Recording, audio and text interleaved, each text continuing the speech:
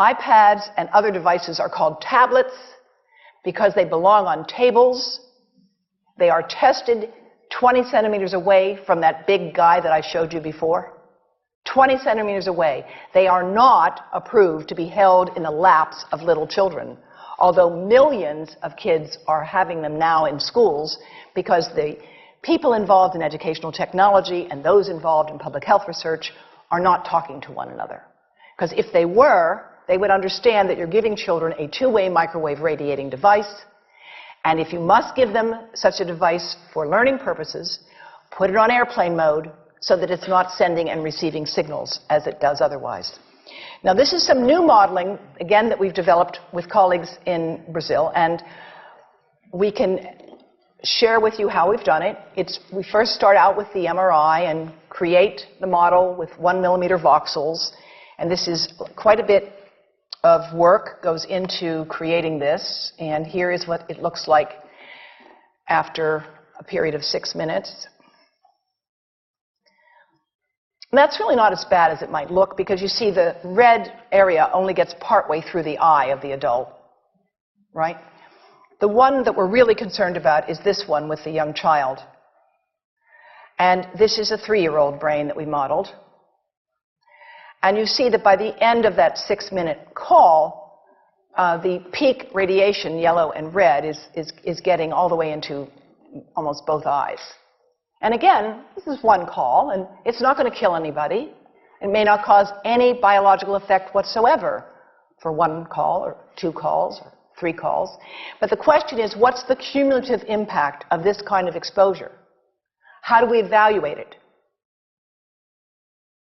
And I want to show you an example of some of the work that we are doing now that I'm releasing here for the first time. And this is a modeled microwave radiation dose of a 6-year-old with greater levels to the frontal and temporal lobes, eyes and cheek. And watch this here. Now, yellow, white, and red are the hottest, all right? And if you look carefully, you will see it's going into the eye, the nose. Do it again, just so you'll get to see it. And partly into the brainstem. Now, that's just showing you that there's going to be some exposure into that area of a young head. It doesn't tell you that there's any biological effect, right? Now, the next slide is going to show you something that might be of interest to students and faculty here. And that has to do with exposure to the reproductive organs. We call them the gonads. I think you say the testicles. And bone marrow. And look here at the radiation as it gets into the groin area. And that's just from having a mobile phone modeled into the pocket. And this, again, is based on a normalized SAR with I think we had a dipole antenna. Now, the breast. The breast is mostly fat, contains a lot of fluid. Things that contain fat and fluid cook faster in the microwave oven.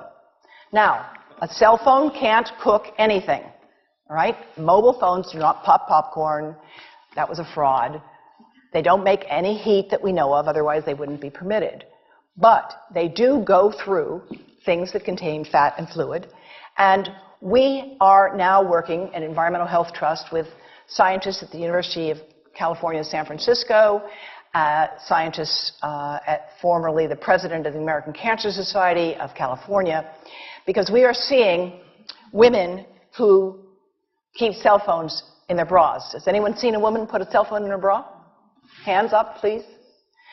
Please tell them you've heard now why they shouldn't do that. And here I want to show you our first case report from 2009, and we now have many more. This was a Chinese-American woman who used her cell phone 4 hours a day in her bra for 10 years while she was driving. Now, and you drive with a phone on your body. The phone is smart. It's going to go from one tower to another, and it's going to say, here I am, where are you, here I am. And it's going to be going to max power each time it moves from one cell tower to another. And there it was right next to her chest. And the tumors that developed right under the antenna of the phone. unusual tumors. But in the meantime, people have a right to know how you can minimize exposure. And again, I think this information is available on our website, will be available on yours. Remember, if you have to give a phone to a child, put it on airplane mode. And think about this. That microwave oven, it works because there's a metal box around the microwave signal, and the signal pings all over the place. Next time you get into an elevator or a train for any length of time, put your phone on airplane mode. Otherwise, that signal is going all over the place, magnifying and coming back. Keep the mobile phone away from you when it's on and you are asleep. Now, it takes a village to do a lot of things. These are some of the people whose materials I've used today with their permission, and I can't read this list to you, but I want you to know that I feel really honored to be working with some of the most talented people in the world on this issue. And they have given me permission to share these materials with you. And I leave you with this thought from Albert Einstein. The world is not dangerous because of those who do harm, but because of those who look at it without doing anything. So, thank you.